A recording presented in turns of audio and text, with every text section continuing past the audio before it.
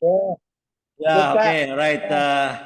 Hari ini Shalom, selamat siang dan selamat datang di podcast Kompak Siang. Podcast Kompak Siang ini hadir setiap hari Senin hingga hari Kamis ya, mulai pukul 13.00 sampai selesai ya. Kita mulai tepat on time, gak ada jam karet, gak ada. Jadi setiap hari Senin sampai Kamis saja, setiap minggu, setiap bulan pasti ada, nggak ada hari libur kita. Hari ini kita bersyukur karena akan berbincang dengan narasumber yang spesial ya, dari Manado ya, sebelah utara Sulawesi ya saat ini, walaupun dia sibuk ya, sibuk ada kerjaan, tapi tetap mau meluangkan waktu di podcast Kompak Siang ini ya. Ini adalah pelayanan dari Bro Anugrah yang luar biasa ya. Kami juga ingin menyambut semua teman-teman yang sudah hadir di virtual Zoom. Ada Pak Bambang, ada Pak Edi Budianto, ya ada ya masih di Facebook ada lumayan, ada 5 ada YouTube channel, lumayan YouTube channel, ada Instagram ya, sedang menyaksikan, jangan lupa ya di subscribe, comment, like, and share, serta dibunyikan lonceng notifikasinya agar Anda selalu mendapatkan update dari konten-konten kami. Yuk kita mulai perbincangan hari ini dengan penuh sukacita, dan kiranya perbincangan hari ini menjadi berkat bagi kita semua. Oke, sebelum kita masuk dalam perbincangan hari ini, mari kita mengenal ya lebih dalam tentang Kompak ya, karena banyak orang yang di Facebook, Instagram, YouTube channel nggak tahu apa sih Kompak itu. Apa Kompak? Kompak itu komunitas sepakat ya. Kita harus tahu nih, karena pepatah dunia kan bilang, tidak kenal maka tak sayang. Firman Tuhan nggak ada ayatnya itu. Karena firman Tuhan tak kenal maka binasa, binasa loh. Ya enggak kenal Tuhan kita yang sang juru selamat, ya kita pasti binasa. Karena bukankah upah dosa adalah maut, tapi thanks God ya, kita adalah umat yang percaya, yang telah ditebus dengan darahnya yang kudus, sehingga kita yang tidak layak dilayakkan, kita yang tidak benar dibenarkan oleh penebusannya di atas kayu salib. Alright, mantap. Oke, mari responi penebusannya dengan hidup yang sesuai dengan perkenanannya. Apa itu Kompak? Kompak adalah singkatan komunitas sepakat ya. Sepakat terhadap apa? Sepakat terhadap firman Tuhan seperti yang tertulis di Yohanes 1 ayat 1. Pada mulanya adalah firman, firman itu bersama-sama dengan Allah, dan firman itu adalah Allah. Artinya apa? Apa artinya? Yang tahu artinya apa? Alkitab adalah the highest authority, otoritas tertinggi dalam kehidupan orang percaya. Ya, otoritas tertinggi bukan gereja, bukan pastor, bukan pendeta, ya, bukan Vatikan, no. Adalah otoritas tertinggi adalah firman Tuhan. Maka siapapun itu, baik gereja, pendeta maupun kita semua harus tunduk kepada firman Tuhan. Bagi Anda yang saat ini sedang menyaksikan melalui YouTube channel, Facebook maupun Instagram, kami mengajak Anda untuk membagikan ya link ini atau siaran ini ke komunitas yang lain, karena ini adalah bagian dari amanat agung seperti yang tertulis di Matius 28, 19-20. Apa bilang? Apa dibicara di Matius 28? Pergilah, ngapain? Jadikanlah semua bangsa muridku. Dan juga Markus 16 ayat 15 ya. Pergilah ke seluruh dunia, beritakan Injil. Dan Kisah Para Rasul 1 ayat 8. Kamu akan menjadi saksiku. Oke, mari kita bersama-sama menyampaikan kebenaran dari firman Tuhan. Oke. Alright, podcast Kompak Siang adalah ruang berbagi pengalaman iman dan perjalanan spiritual dari para narasumber dalam perjumpaan pribadinya ya dengan Kristus ya. Podcast ini tidak bertujuan untuk menyinggung atau menjelekkan kepercayaan manapun ya. Kami percaya bahwa setiap orang memiliki atau punya perjalanan spiritualnya masing-masing, dan dalam podcast ini kita hanya akan membahas bagaimana narasumber ini ya, Bro Anugrah Turang ya dari Manado, mengalami kasih dan kuasa Tuhan dalam hidupnya. Mari kita saling menghormati dan menjadikan acara ini, ruang ini sebagai tempat bertumbuh dalam kebenaran firman Tuhan.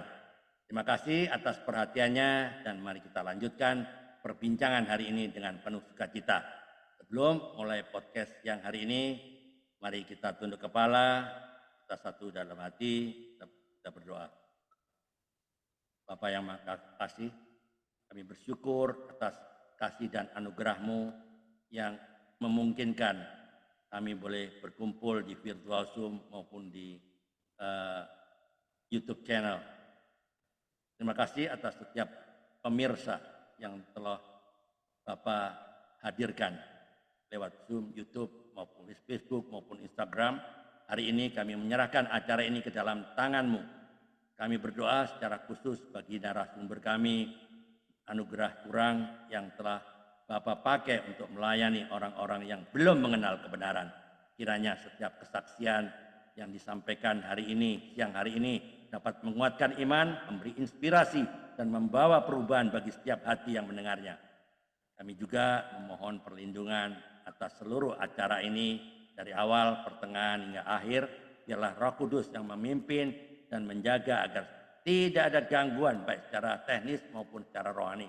Kami tolak setiap kuasa-kuasa jahat, kuasa-kuasa yang tidak berkenan, yang mencoba menghalangi penyampaian kesaksian dan firman ini. Kiranya hadirat Roh Kudus nyata di tengah-tengah kami dan biarlah hanya nama-Mu saja yang dipermuliakan. Terima kasih Bapa, kami serahkan seluruh rangkaian acara ini ke dalam tangan-Mu. Di dalam nama Tuhan Yesus Kristus kami berdoa dan mengucap syukur.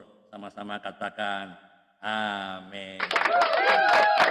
Alright, mari kita mulai ngobrol-ngobrol ya dengan narasumber ya, anugerah kurang ya, pengalaman hidupnya dari kacamata spiritual ya, pada saat mengalami hal-hal yang mungkin ada yang berkenan, ada yang tidak enak, maupun ada yang ya yang memproses dia sampai akhirnya bagaimana dia bisa survive ya sampai saat ini.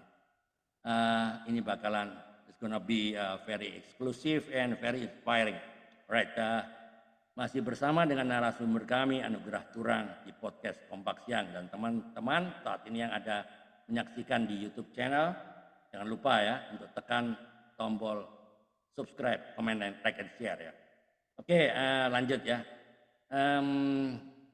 Selamat siang Bro Anugerah ya. Selamat siang Bro Andi. Siang ya, saya kasihkan masuk ke layar utama dulu, bentar ya. Kenapa belum diganti nih, masih digital, namanya digital gimana non? Digantilah. Oke, alright. Selamat siang semuanya. Ini ada narasumber sudah masuk ya. Bisa ceritakan mengenai keluarga asal dan kegiatan sehari-hari ya, bagaimana selanjutnya, apakah pelayanan waktu muda ya, sekarang saya masih muda ya enggak, kamu sekarang itu tetap aktif atau dulu biasa-biasa ya, sekarang lebih aktif ya. Jadi boleh silakan. The time is start now. The floor is yours. Silakan. Go. Oke. Terima kasih Bro Andre atas waktu dan kesempatan, juga undangan untuk hadir di podcast ini. Terima kasih, ini kesempatan yang luar biasa yang boleh dikasih kesempatan untuk berbagi pengalaman spiritual saya pribadi. Pertama, perkenalkan, nama saya Anugerah Turang. Saya asal dari Manado, Sulawesi Utara. Sekarang saya sudah berkeluarga, istri satu, anak dua, putra. Ya. Gitu. Istri satu, anak dua ya, jangan dibalik ya, bukan istri dua ya. Iya, satu lah. Satu, anak dua. Oke, very good. Oke, lanjut. Jadi sekarang saya berumur 42 tahun, di tahun ini masuk tahun ke-43. Jadi saya memang terlahir dari keluarga Kristen. Jadi ya memang dari kecil sudah Kristen, lahir sudah Kristen. Tapi ya pengalaman perjalanan hidup ini sungguh luar biasa ketika bersama Tuhan. Gitu. Jadi ya mungkin perkenalan sekarang aktivitas saya menjalankan sebuah usaha startup uh, di bidang pertanian dan memang saya dedikasikan untuk perusahaan ini untuk ya pelayanan dan semua untuk kemuliaan nama Tuhan. Amin. Makanya itu tadi Bro Andre bilang, wah kok nak diganti nama? Jadi saya tambah, nama nak diganti saya tambah. Anugerah PT Digital Terang Percaya. Saya rindu bahwa hidup ini besar berdampak untuk menjadi seperti itu. Dari nama Mantap. perusahaan itu. Kira-kira itu sedikit tentang perkenalan saya, begitu, Pak Andre. Oke, ya, saya mau tanya ya. Sejak kapan pelayanan yang on fire ya? Yang tadinya mungkin ya orang Kristen lah, yang kalau orang Kristen kan pantas-pantasnya kalau minggu ibadah, ya enggak? Orang Kristen pantas-pantasnya berdoa. Nah, sejak kapan begitu ada tersentuh ya, rohnya on fire sehingga kepingin menceritakan siapa Yesus pada orang yang belum kenal? Ya, silakan, silakan. Oke, terima kasih Bro Andre. Ini pertanyaan yang luar biasa. Kapan memang on fire dalam pelayanan? Memang dari kecil itu saya memang sudah terbiasa karena kan di kampung saya itu di sekitaran di pesisir Danau Tondano. Nanti kalau Bro Andre atau bapak-bapak yang ada di sini mau datang ke Manado, saya bawa di tempat kampung saya itu di pesisir Danau Tondano. Itu Ratu Elizabeth pernah 2 kali datang di kampung saya. Dia Wow, tanam kelapa. keren. Itu gitu ya. Jadi memang saya di sana itu saya tinggal memang di depan gereja gitu, gereja tua di sana gitu. Jadi gereja masih Injili di Minahasa. Nah, jadi dan kebetulan guru agama pertama itu adalah bapak dari oma saya. Jadi memang kental sekali dari kekristenan itu dalam kehidupan saya pribadi. Jadi memang ya harus ke gereja, ke sekolah minggu, remaja saya terlibat dalam pelayanan. Tapi ya itu cuma sebagai suatu rutinitas. Sebagai ya saya ini orang Kristen, ambil bagian di dalam pelayanan. Tapi bagaimana on fire itu ya belum terlalu lama, baru tahun 2019. Awal-awal di masa di mana tahun 2019 itulah baru mengerti bahwa memang ya disinilah hidup dan kesempatan yang Tuhan beri kita lakukan untuk kemuliaan nama Tuhan. Nah, disitulah ya kalau dulu roh belum menyala-nyala, ya cuma sekedar sebagai orang Kristen ya ke gereja, pelayanan pemuda remaja, jadi pembina remaja, jadi pembina pemuda, guru sekolah minggu, ya masih berbentuk bara ya, belum on fire, masih bara, masih menyala tapi belum uh, ada apinya begitu. Ya, nanti tahun 2019 itu baru seperti itu, Pak Andre. Kira-kira tahun 2019 baru menyala kok. Ya, Apinya menyala. oke. Eh, ya tentunya ada saat-saat ya, eh, di mana Bro Anugrah ini mengalami proses kan. Itu semua kan proses, ya enggak? Tidak serta merta. Ya. Adakah proses yang dari Tuhan sehingga rasanya itu you masuk ke padang gurun, ya Anugerah itu masuk ke training centernya Tuhan. Wah, saya dibentuk betul-betul ini otot-otot rohaninya, sehingga saya tidak jadi orang Kristen yang biasa-biasa, tapi yang militan. Nah, militan apa itu artinya? Militan artinya adalah menyampaikan kabar baik, kabar sukacita pada orang-orang yang ya sekedar Kristen. Yang penting saya nggak nipu-nipu, nggak fitnah, nggak apa, tapi nggak mau sampaikan kebenaran, sampaikan berita sukacita kepada orang yang belum kenal, ya supaya orang juga diselamatkan. Pernah nggak mengalami saat-saat itu? Silakan. Oke, baik. Proses saya itu ketika saya memulai membaca firman Tuhan. Oke. Saya rindu membaca firman Tuhan dari kejadian sampai Wahyu. Jadi awalnya suka mau apa ya? Kayaknya tidak lengkap orang Kristen itu kalau ditanya sudah berapa kali baca firman Tuhan, mengakhiri baca firman Tuhan dari kejadian sampai Wahyu. Kayaknya supaya kesannya wah saya sudah pernah sampai baca 1 kali lah minimal sudah baca kitab, sudah selesai membaca Alkitab begitu. hanya sekedar seperti itu. Tapi itu memang proses Tuhan ya. Saya tidak mengalami sesuatu yang seperti bagaimana proses Tuhan, seperti harus ada bangkrut lah segala macam. Saya diproses Tuhan dengan cara yang berbeda. Jadi cuman mau bahwa saya pernah membaca Alkitab itu, satu kali membaca Alkitab ini sampai selesai. Minimal itu dulu lah, supaya kalau ditanya, sudah baca Alkitab jadi Kejadian sampai Wahyu? Oh sudah, satu kali gitu. Ada yang lain sudah belasan kali, ada yang berkali gitu. Nah, proses Tuhan dari situ. Nah, satu waktu, satu masa ketika saya membaca pada saat tepat di kitab Ulangan. Dan itu melekat sekali melekat sampai hati sanubari ya gitu. Nah, Ulangan 8 itu saya baca.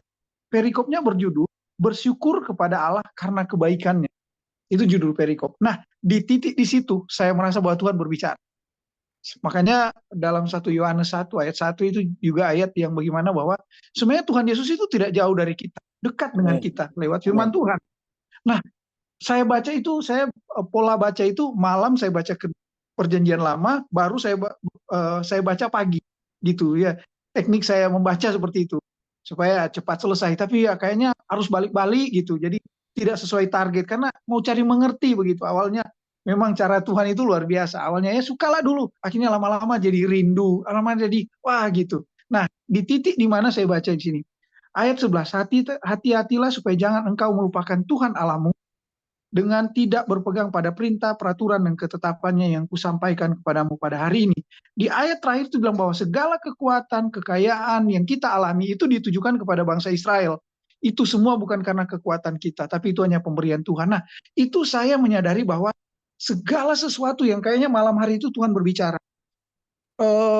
Segala sesuatu yang saya peroleh itu adalah bukan kekuatan dan kemampuan kamu anugerah, tapi itu adalah pemberian Tuhan. Jangan sekali-sekali engkau melupakan kebaikan yang engkau terima daripada Tuhan. Nah, malamnya itu, Pak Andre, saya langsung paginya saya telepon ke pendeta saya, Pak, saya mau jadi rekrut untuk pelayan gereja. Jadi saya tanpa memberitahu istri gitu. Jadi saya langsung pagi, maksudnya istri sama kebetulan mertua juga pendeta. Saya telepon untuk jadi rekrut untuk menjadi pelayan gereja. Dipersiapkan selama 6 bulan untuk mau jadi bagian dalam pelayanan gereja. Nah, di situ, di saat saya baca firman Tuhan. Gitu, Bang Andre. Pengalaman proses Tuhan dari baca firman Tuhan. Iya, oke. Very good ya. Oke, adakah mungkin ya sepertinya tantangan ya atau masalah ya. Kita biasanya kalau dekat dengan Tuhan tuh masalah malah datang loh. Betul nggak? Masalah problem tuh banyak. Bukan makin sedikit ya, makin banyak biasanya ya. Karena memang kan kalau ikut aku pikul salib, ya enggak? Nah, apa yang Bro Anugrah rasakan pikul salib seperti apa? Bisa ceritakan? Baik. Nah, di saat saya memutuskan untuk itu, masuklah perjalanan itu kepada dalam padang gurun. Nah, okay. Tapi setelah memberi komitmen untuk on fire dalam pelayanan. Nah, dan saya memulai itu waktu dulu pekerjaan saya itu membutuhkan 1,5 jam ke ini. Jadi kadangkala saya sering muat penumpang dan dalam penumpang itu saya suka bercerita tentang Tuhan gitu di mobil, begitu ya. Gitu. Jadi saya masuk seperti itu. Ada orang yang naik mobil, ya nggak usah bayar. Mobil ini miliknya Tuhan, kebetulan dititip ke saya. Tapi saya sudah mulai bercerita tentang firman. Apakah mengena sampai dengan ajaran-ajaran. Saya cuma bilang bahwa bagi saya pengajaran semua agama di Indonesia ini mengajarkan sesuatu yang baik. Begitu dulu saya masuk ya. Baru mereka tanya, ya Tuhan nggak mau pandang kita dari mana. Kadang kayak pulang kerja, mobil saya muat penumpang, nggak usah bayar. Ini Tuhan punya berkat, tapi berkat yang bagi. Nah, bagaimana pengalaman proses justru Pak Andre secara mata manusia itu persoalan pergumulan padang gurun itu. Tapi ketika kita berjalan dengan Tuhan, kayaknya padang gurun itu banyak air. Tenang aja, sampai saya nggak tahu mau cerita mana yang sulit gitu.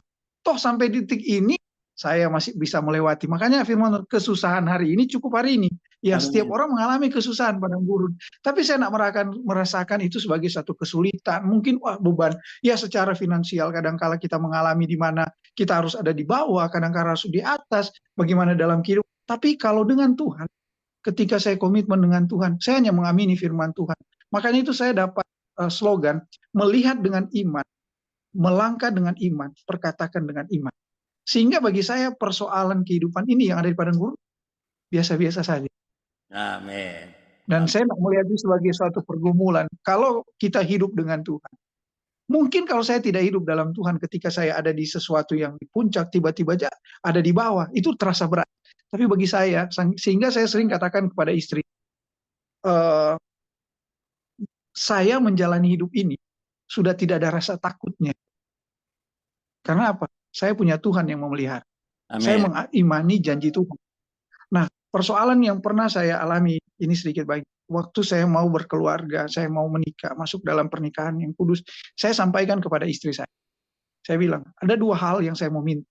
Pertama, ketika kita berumah tangga, terus habis segala sesuatu, kayaknya sesuatunya habis. Saya sampaikan, hanya satu, jangan pernah habis, iman. Amin. Kalau di dalam perjalanan kehidupan rumah tangga kita memiliki habis semua, tapi jangan pernah memiliki iman. Dan kalaupun nantinya suamimu ini tidak punya apa-apa lagi, pekerjaan, penghasilan, tidak usah takut. Karena suamimu masih punya iman kepada Tuhan yang punya segalanya. Dan itu kita alami. Dan tapi karena dengan Tuhan, melihat dengan iman, berjalan dengan iman, ya semua it's okay. Sampai saya boleh ada sampai sekarang ini. Dengan penuh sukacita. Oke, ya. Istri dari Manado juga ya? Istri itu dari mana? Blasteran. Dari mana? Sulawesi Tengah sama Jawa Timur. Oh, jadi ngerti bahasa Jawa Timur ya? Paham ya? Saya mengerti sedikit, mengerti apa yang disampaikan, tapi mau ngomong susah, Pak. Iya. Oke, Jawa Timur mana? Surabaya kah? Papa mertua Sulawesi Tengah, mama mertua itu Jawa Timur, Banyuwangi, tapi banyak keluarga di Surabaya. Oh, Banyuwangi ya. Oke, alright. Anak yang paling besar umur berapa? Anak paling besar umur 14 tahun. Oh, anak yang kedua 9 tahun. Puji Tuhan sudah pelayanan di gereja. Oh, itu pelayanan. Oke. Istri juga pelayanan di gereja ya? Iya, pelayanan. Jadi saya mau bahwa kita keluarga hidup untuk melayani Tuhan. Ya. Oke. Karena hanya itu. Selama berapa tahun sudah berumah tangga? Sudah 15 tahun? Sudah 17 tahun. 17 tahun. Oke, selama 17 tahun, pernahkah Bro Anugrah mengalami titik nadir ya, yang terendah, sehingga rasa-rasanya Tuhan itu ada tapi Tuhan nggak peduli. Bahkan kita saking rendahnya ini, Tuhan nggak ada katanya. Doa saya nggak nyampe sampai di atap langit-langit itu dari tembaga rasanya. Kayaknya kembali lagi tuh doa saya, nggak nyampe. Pernah nggak mengalami titik terendah dalam hidup? Silakan. Pernah, Pak. Justru apa yang saya ucapkan sebelum berkeluarga terjadi pada saat saya berkeluarga. Memang kayaknya sepertinya semuanya, tidak ada apa-apa. Tapi saya takut, Pak, mau keluar dalam perkataan saya bahwa Tuhan, kok jadi begini? Saya takut. Saya tetap berpegang pada iman saya dan saya tidak mau seperti ini. Dan saya sampaikan, istri saya sempat mengatakan, aduh kayaknya berdoa saja udah, nah, saya cuma bilang, masa cuma di saat kita kayak Ayub ya mengatakan kepada istrinya, masa cuma di saat kita berkelimpahan kita mau bersuka cita, justru dalam kekurangan pun kita harus bersuka cita. Nah disinilah bagaimana saya juga dibentuk. Jadi ada, Pak, di posisi itu gitu, antara mau beli bensin sama beli susu ada, Pak, tapi disinilah mujizat Tuhan karena saya mengimani firman Tuhan, justru dalam kelemahanmu kuasaku jadi sempurna. Amin. Itu yang saya imani. Ya, bagus, very good ya. Jadi at least ada sesuatu ya. Saya dulu pernah, wow, saya malah kecewa sama Tuhan dong. Itu yang saya alami ya. Tapi oke, it's okay ya. Hari ini ya kita diubahkan kan bahwa Ayub 42 ayat 2 kan berkata, tidak ada rencana Tuhan yang gagal. Jadi kita masuk dalam prosesnya Tuhan, training centernya Tuhan. Pasti kita akan mau dibentuk enak nggak? Nggak enak. Ya, untuk melatih otot-otot rohani kita. Alright, kira-kira waktu Bro Anugrah ya menyampaikan kebenaran siapa Tuhan itu, memperkenalkanlah siapa Tuhan itu pada orang yang belum kenal. Pernah nggak ada semacam tantangan atau mungkin dia respon yang positif? Apa yang terjadi? Silakan. Oke, baik Pak. Ini pertanyaan yang menarik. Kalau saya Ada Pak menyampaikan Karel udah kepada masuk orang nih. Kristen, Selamat siang Pak Karel. Oke. kalau kita menyampaikan kepada orang Kristen ya, saya rasa tidak terlalu banyak perdebatan. Hanya kalau kita masuk kepada doktrin dan pengajaran baru banyak perdebatan. Tapi saya menyampaikan bahwa saya menceritakan bahwa Tuhan Yesus Sang Juru Selamat. Begitu. Alright. Clear untuk di situ. Saya tidak mau terlalu berteori tentang masing-masing doktrin atau masing-masing ajaran dari masing-masing. Ya, itu keyakinan dan ajaran masing-masing. Tapi intinya di sini saya ingin menyampaikan bahwa Tuhan Yesus satu-satunya juru selamat. Saya pernah di saat itu saya melakukan perjalanan dari Surabaya mau ke Manado. Saya karena suka naik kapal laut, belum pernah naik kapal laut, jadi saya naik kapal laut. Nah, di situ Pak, banyak yang dari Jawa itu, yang dari sebelah sepupu kita, mau ke Poso, mau kemana. Nah, di situ saya gitu. Awalnya dia satu sal sama saya. Saya bilang, wah, Tuhan itu mengajarkan yang baik. Karena kalau mau berbicara, kadang-kala iya, bagi saya itu hikmat Tuhan. Kalau saya mau berbicara tentang doktrin, tentang ajaran, itu kayak sudah terlalu berteori. Tapi saya cuma menyampaikan. Saya lama di Probolinggo, saya lama di Jawa Timur, dan saya sering ke masjid. Dan ini kalung ini Pak, ada foto-fotonya. Saya tidak pernah lepas. Saya selalu pakai, menunjukkan identitas saya. Saya orang Kristen. Dan saya hanya mengajarkan bahwa saya masuk menceritakan bagaimana ajaran dalam firman Tuhan. Contoh, kalau di Jawa itu kan sering kalau kita bertamu kepada seseorang selalu disiapkan makanan, minuman gitu ya, selalu disajikan gitu. Saya bilang, waduh, Mas, Mbak, kalau di ajaran kita sebagai orang Kristen itu, ya kan, ada dibilang begini di kitab suci. Kalau engkau memberi makan, minum di saat aku lapar, itu engkau melayani aku. Waduh, ini luar biasa bagi saya. Saya saat ini lapar. Dan saya ini sedang haus, diberi pelayanan yang baik, dikasih makan, itu melekat dengan darah dan daging saya. Dan di ajaran kita orang Kristen, itu semacam melayani Tuhan. Tuhan kita itu Sang Juru Selamat. Saya masuk seperti itu, Pak. Saya tidak terlalu banyak berteori, tapi lewat pengalaman-pengalaman pribadi, saya menceritakan begitu, seperti itu. Jadi, tidak ada perdebatan, tidak ada tantangan, justru ya mereka mau cari mengerti tentang siapa begitu, karena tidak terlalu banyak teorinya. Kalau teori kan orang suka berdebat justru karena teori-teori itu. Betul. Saya teknik strategi saya seperti itu. Jadi tidak ada perdebatan. Justru ada yang Bapak dia selalu minta tolong kasih ini. Ada sekarang teman saya Buddha dan sekarang dia mulai baca Alkitab. Gitu dia, wah saya baca 5 roti 2 ikan Paulus pelan-pelan gitu. Seperti itu, Pak. Oke. Wah, keren ini ya. Keren. Ya, oke. Ada teman-teman yang mau bertanya, silakan buka mikrofonnya ya sebelum waktunya habis. Ya. Oke, kalau nggak ada bertanya, saya kembali bertanya. Ya. Ini kalau Bro Anugrah tinggal di Manado, ya, Manado ya, perhatikan saya. Manado itu mayoritas Kristen kan, ya toh? Ya, beda sama di Jawa kan. Nah ini ada pandangan yang mencerminkan fenomena yang terjadi di banyak gereja saat ini. Ya, ada banyak orang Kristen yang menjalani kehidupan rohani sebatas rutinitas tanpa mengalami perjumpaan pribadi dengan Kristus. Artinya apa? Ya mereka datang ke gereja bukan untuk bertumbuh dalam iman atau menyembah Tuhan, tapi hanya lebih sebagai rutinitas atau kebiasaan sosial atau sekedar ngisi waktu lah di minggu kan libur, kerjaan libur, ngisi waktu atau mungkin sekedar hiburan, karena kan gereja kan kebanyakan gereja itu entertain, ya WL-nya bagus loh, waduh mikrofonnya hebat, entertain, ya entertain, sepertinya entertain aja.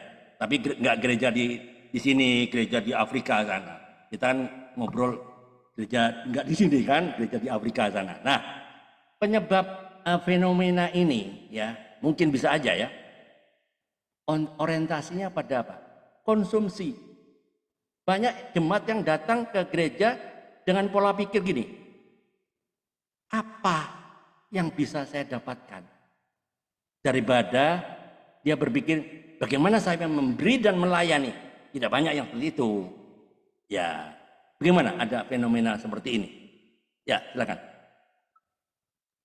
Terima kasih Pak Andri. Ya, memang di Manado itu terkenal dengan kota Kristen, kota 1000 gereja. Di Ya, mana-mana 1 meter gereja. Kadang-kala gereja bersampingan tidak terlalu jauh. Jadi memang eh, saya berbicara secara universal ya, ya, gitu ya. Memang jadi fenomena di sini itu adalah kayaknya keibadah itu sebagai rutinitas lagi. Yang penting hari Minggu kita ke ibadah, orang lihat kita ke gereja begitu ya. Tapi pertumbuhan rohani itu justru karena di dalam zona yang nyaman bagi saya fenomena yang saya lihat adalah bahwa di kota Manado, Sulawesi itu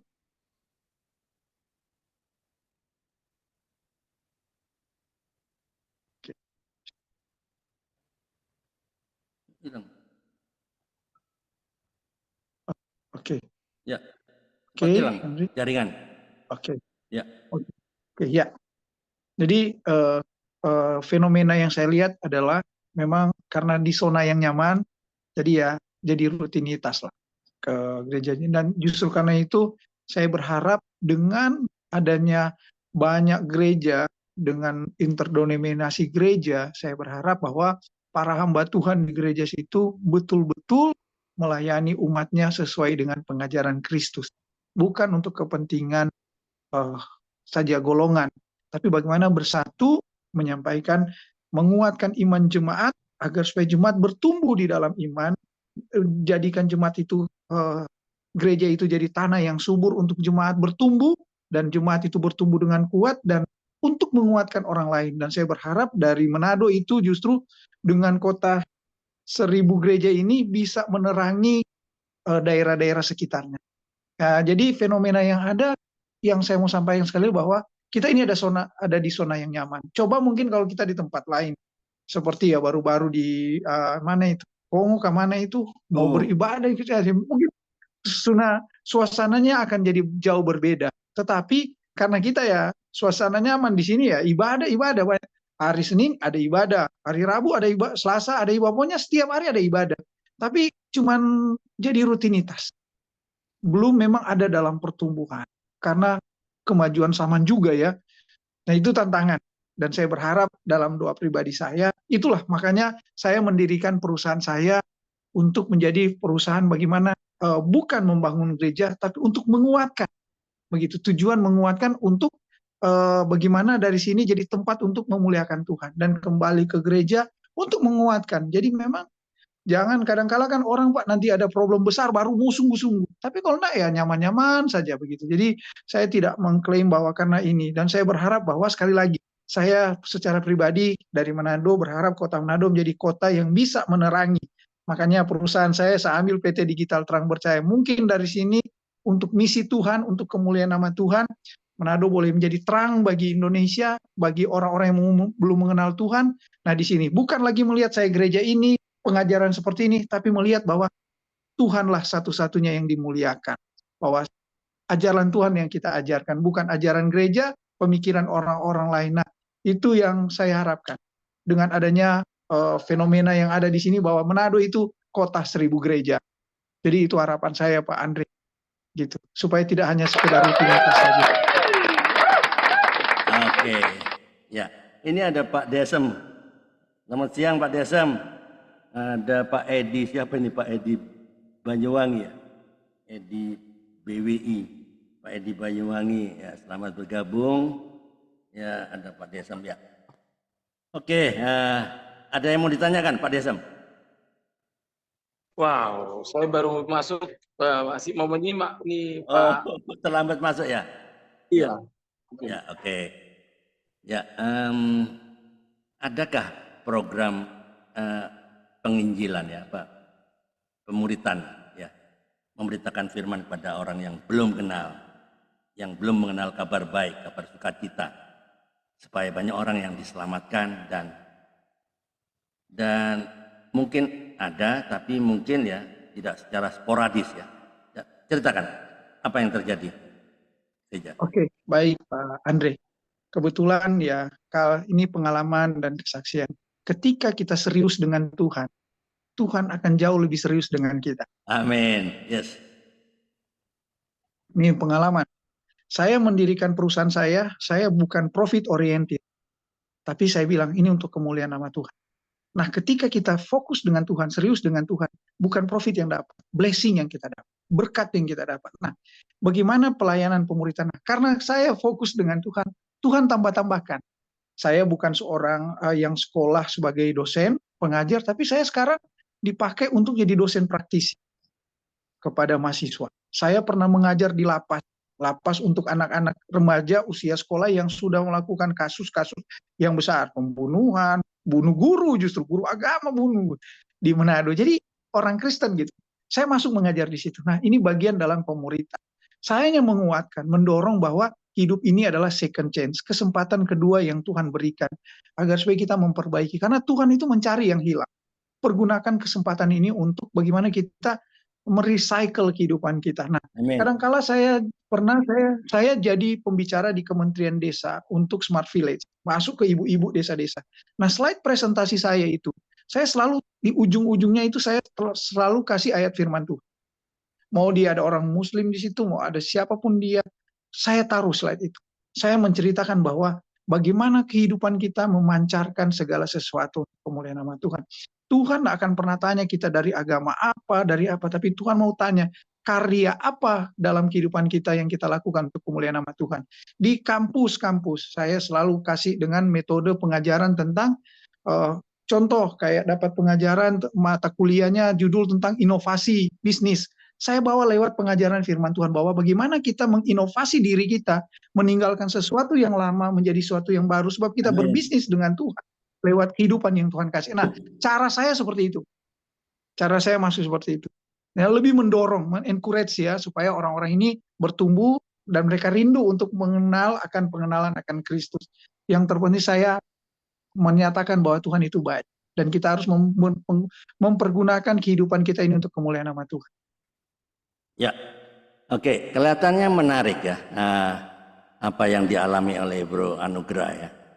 Pernah nggak mendapatkan tantangan atau apa ya hambatan dari kepercayaan seberang yang itu Alkitab dipalsukan lah itu apa itu banyak omong kosong itu, pernah nggak mendapatkan tantangan seperti itu? Apa yang terjadi? Oke Pak, jadi sampai sejauh ini belum dapat tantangan itu. Dan saya ada mahasiswa dari Palu, Justru dia bertanya kepada saya, Ner, dia pakai itu, Ner, bagaimana kok Ner bisa mengatur semuanya dengan baik? Karena bagi saya ya, dalam pengajaran saya jangan pernah menyinggung ajaran-ajaran orang lain. Tidak usah melihat ajaran mereka ini, tapi saya menunjukkan bagaimana sebab dalam firman Tuhan, Tuhan bilang bahwa bagaimana kita hidup untuk memberikan teladan kepada orang lewat sikap. Jadi tidak usah banyak bicara, tapi lewat teladan orang akan melihat teladan kita. Itu dalam kitab perjanjian baru. Seperti itu Pak. Jadi saya tidak, sekali lagi, saya tidak mau akan melihat, oh ini ajaran ini betul, ajaran saya betul. Tidak, saya melihat bagaimana cara Kristus dalam keteladanannya, dia rela turun dari sorga untuk menebus dosa manusia tanpa banyak teori. Tapi dia melakukan itu. Jadi tidak ada tantangan seperti itu.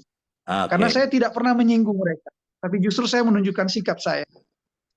Bahkan saya pernah di Probolinggo Pak, diminta saya jadi pendakwa di masjid.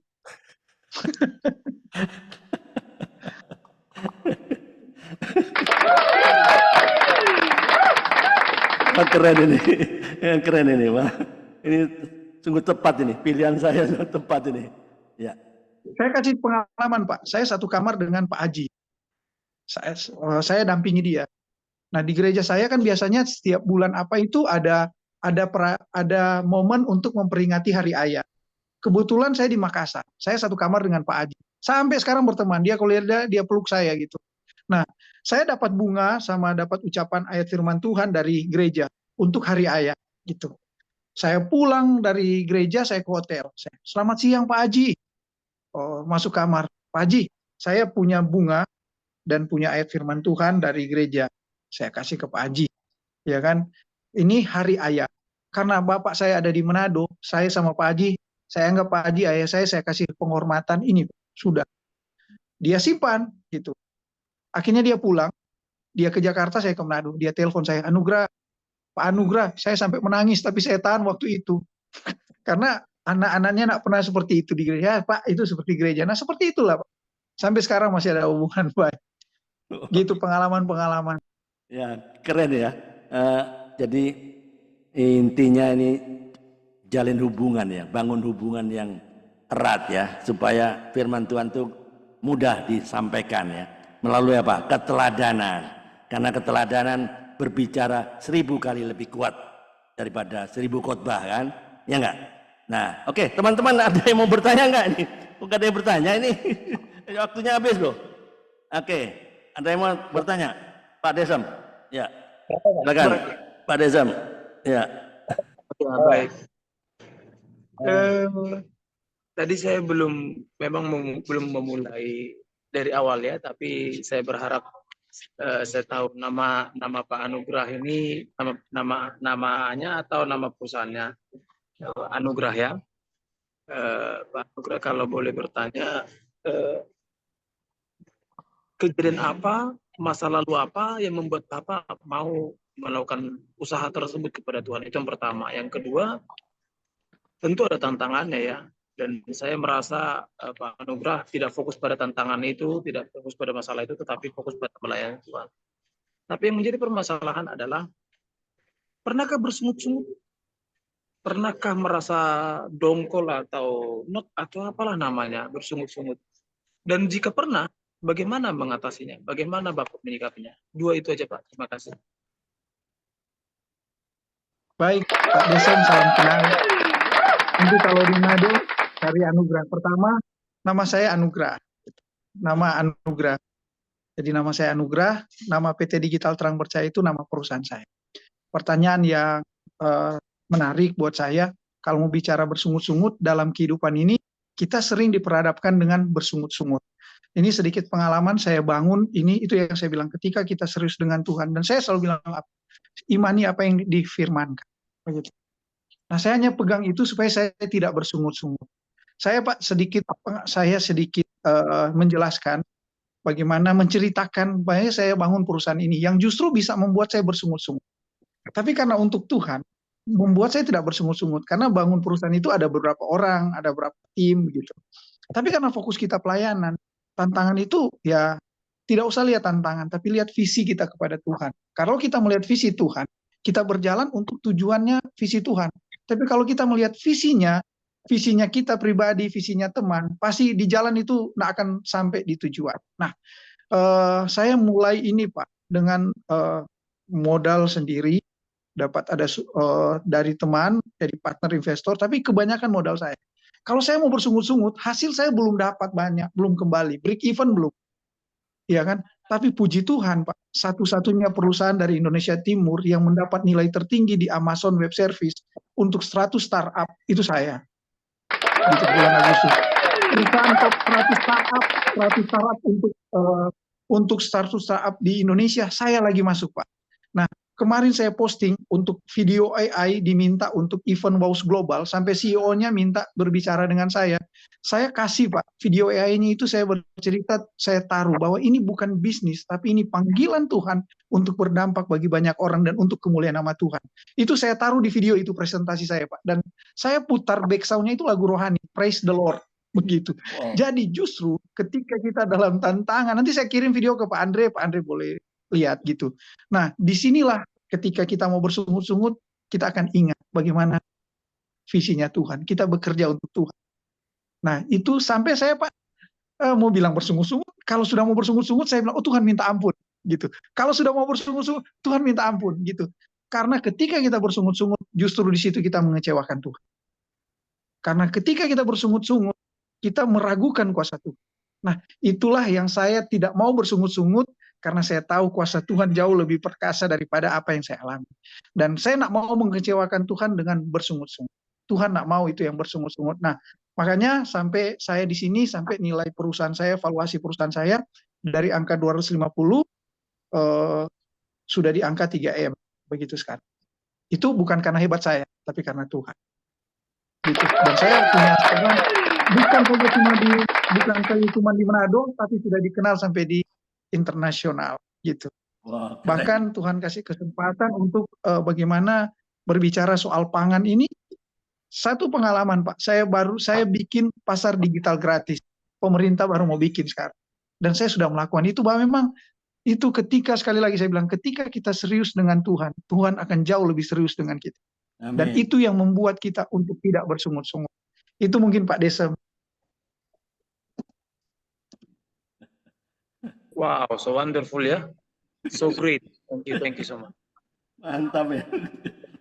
You're welcome Pak. Ya. Ada lagi Pak Desem? Mau tanya Pak? Oh, Pak Bambang. Ah ya. Silakan, monggo Pak Bambang. Buka Ya, videonya Pak. baik. Boleh. Supaya dia bisa kenal. Pak Nugraha bisa kenal ini. Ya, selamat Mantap. Pak Nugraha.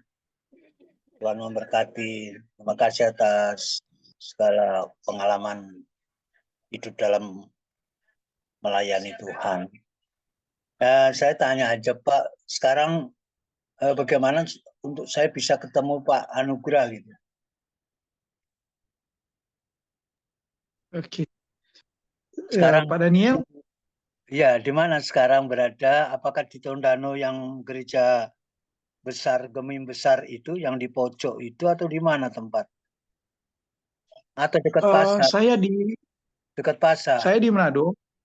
Iya. Nah, sekarang saya di Manado. Untuk bisa ketemu Pak Anugrah. Oke. Bisa Pak. Bapak di mana, nanti saya yang ketemu ke Bapak.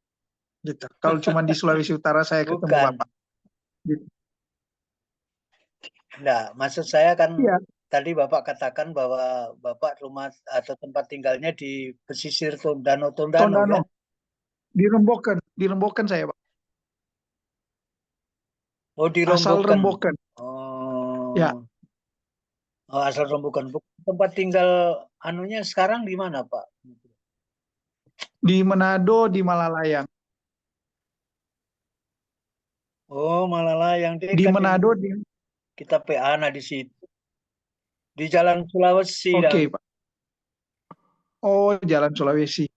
Di Jalan Sulawesi di mana, Pak? Kalau nanti kalau boleh nanti hubungi Pak Andre, nanti Pak Andre kasih nomor kontak saya supaya saya bisa hubungi.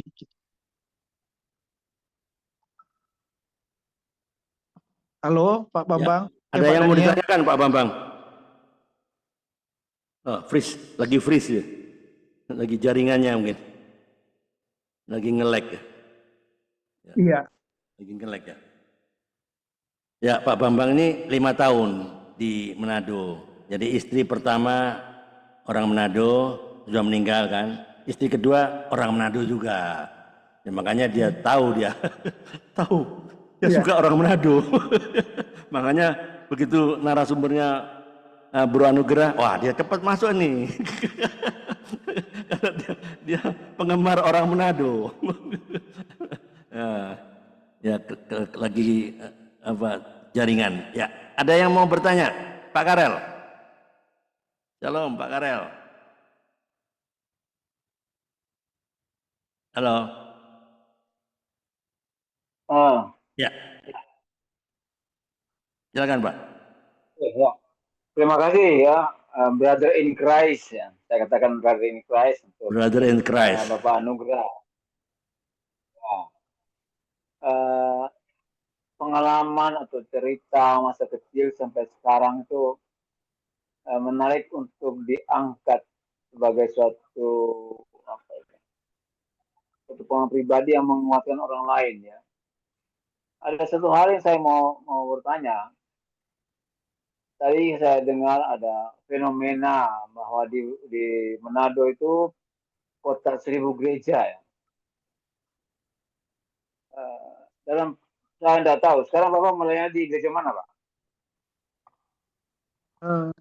Saya di Salvation Army, Bala Keselamatan.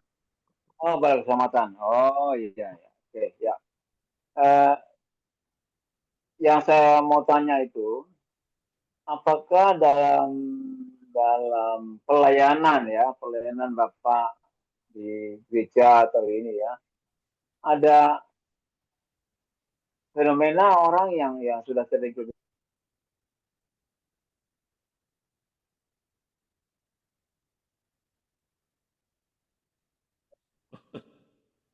Terlempar lagi, Pak Karel. Oh, ada.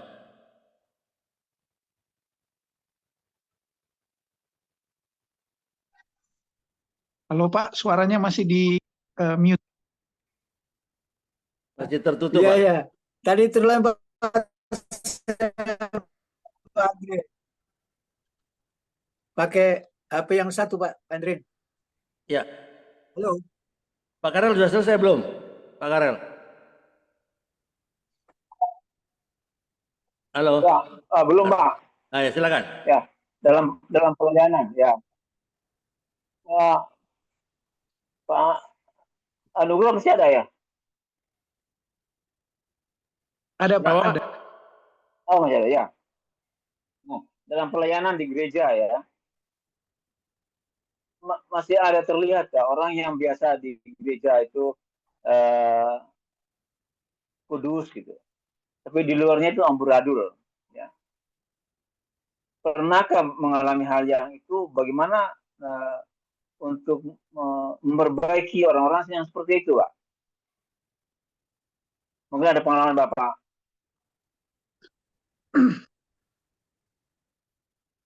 Oke, oke baik Pak Karel. Jadi di gereja eh, pertama-tama memang di Manado itu kota 1000 gereja karena banyak gereja.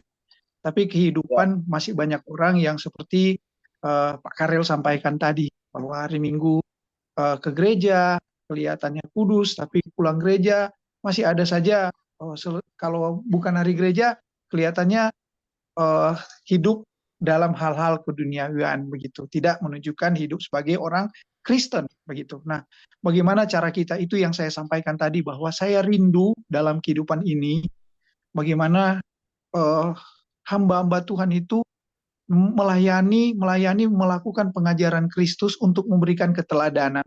Sebab memang keteladanan sekarang memang hal yang paling penting yang perlu ditunjukkan supaya bisa merubah sikap. Karena dalam firman Tuhan ada bilang, dalam pengajaran jangan ada paksaan, tapi dengan keteladanan itu bisa merubah.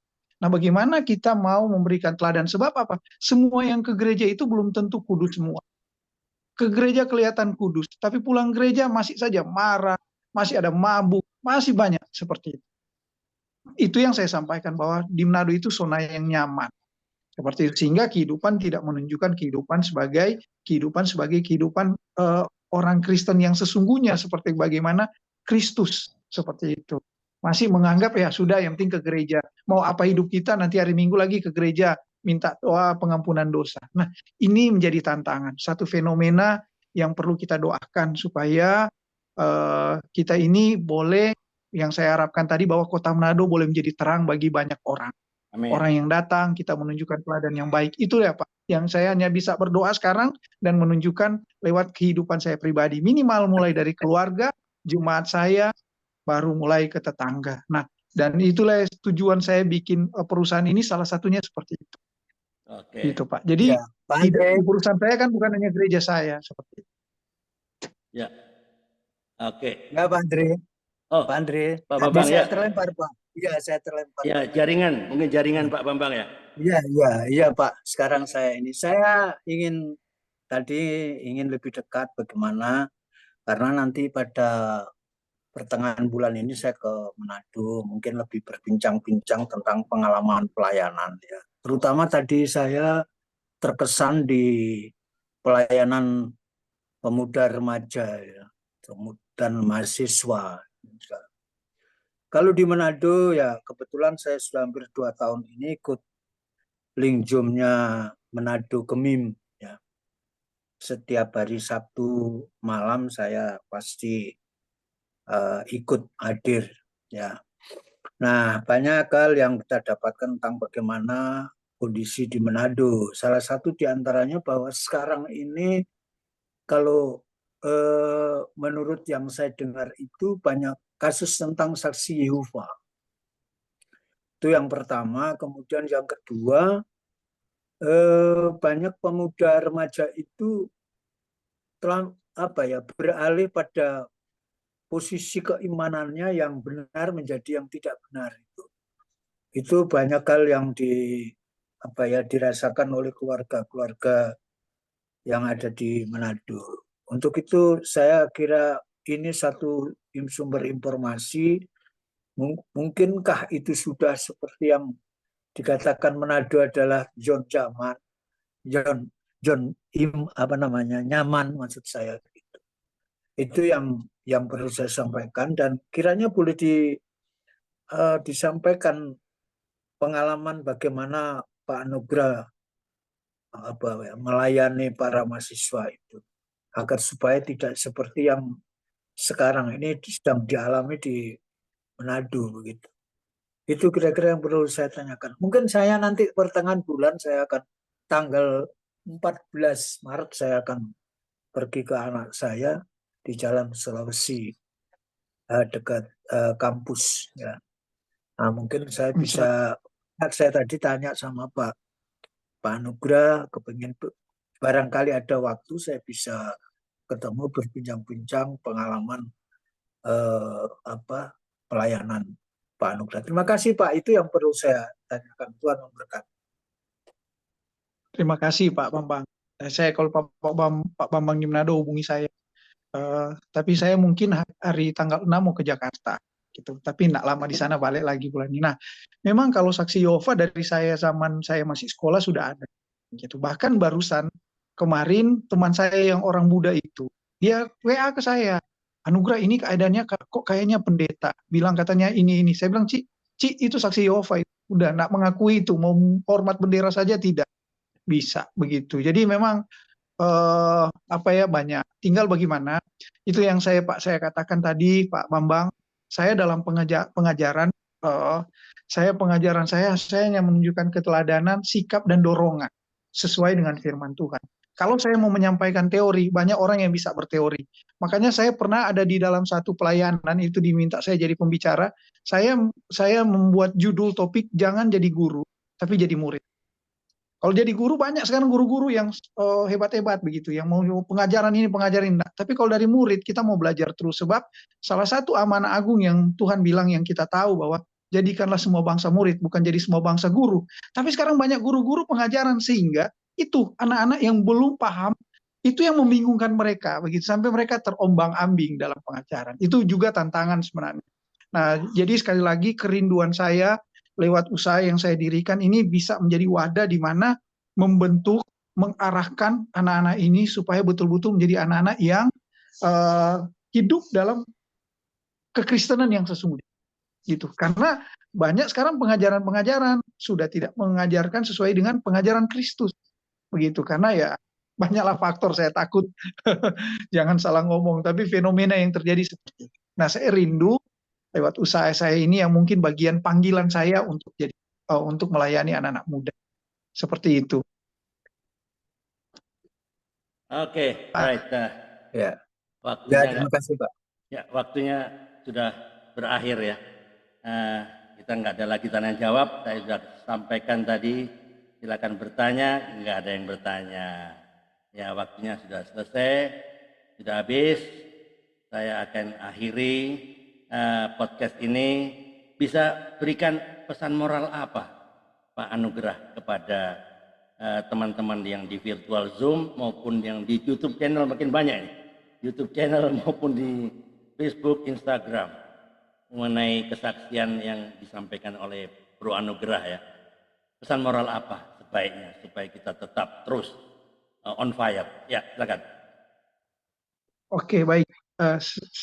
Saya akan memberikan kata-kata penguatan ya, dorongan buat kita semua. Seperti yang saya sampaikan tadi bahwa waktu saya on fire di dalam Tuhan ketika saya baca, bersyukurlah kepada Allah karena kebaikan. Amin. Ada lagu yang berjudul dengan apa akan kubalas kebaikan Tuhan? Yes. Tuhan itu sudah terlalu baik dalam kehidupan kita. Apa yang kita mau balas? Pakailah hidup kita untuk kemuliaan nama Tuhan. Dunia ini penuh tantangan, tapi ingat, setiap musim kehidupan kita, Tuhan bersama-sama dengan kita. Dan itu yang saya alami. Mari kita serius dengan Tuhan.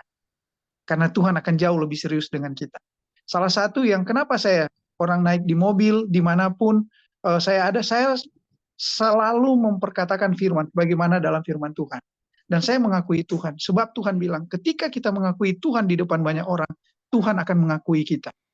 Jadi Bapak Ibu yang ada di Zoom, ada di YouTube, ada di Instagram, di Facebook, saya cuma mau menyampaikan, mari pakai hidup kita untuk kemuliaan nama Tuhan. Hidup ini setiap pagi adalah second chance, kesempatan kedua yang Tuhan berikan bagi kita untuk kemuliaan nama Tuhan. Kalau kita serius dengan Tuhan, Tuhan jauh lebih serius dengan kita. Tuhan Yesus memberkati kita semua, Tuhan dimuliakan dalam kehidupan kita. Oke, mantap, mantap sekali nih ya. Ini ada orang baru, saya tidak kenal nih, Pak Edi Banyuwangi. Shalom, Pak Edi Banyuwangi. Ya, halo. Budianto, Pak. Siapa itu? Budianto. Pak Edi Budianto, saya yang undang Pak. Ini Edi BWI yang di bawah itu Pak. Edi Banyuwangi. Beda, ada di bawah. Enggak respon dia. Ya, oke. Ya. Yang saya dapatkan hari ini kesaksian dari Bro Anugerah ya. Ini luar biasa. Tantangan, problem, masalah banyak nggak? Banyak. Tapi masalahnya adalah bagaimana kita bertahan. Ya, kalau kita lihat ya, saya dulu kerja di offshore ya, di pantai itu ada batu karangan, ombak terus menerpa batu karangnya, nggak jebol tuh, itu sebesar apapun ombak itu menghantam batu karang itu, ya, sejauh batu karang itu teguh, maka batu karang itu tidak bisa goyang. Nah, hidup ini seperti ini juga. Hidup ini kan problem banyak, persoalan, tantangan. Ya, persoalannya adalah bagaimana kita bisa bertahan. Ya, hidup ini perlu bertahan, tantangan, problem, masalah, pergumulan, bahkan pengkhianatan, ya nggak? Pernah nggak Pak Nugrah dihianati? Ya, mungkin pernah. Ya, tapi apakah terus menyerah? Enggak, bertahan. Ya, hidup ini perlu bertahan. Ini adalah hal-hal yang biasa, khususnya di akhir zaman ini kan firman Tuhan bilang, hari-hari ini adalah jahat.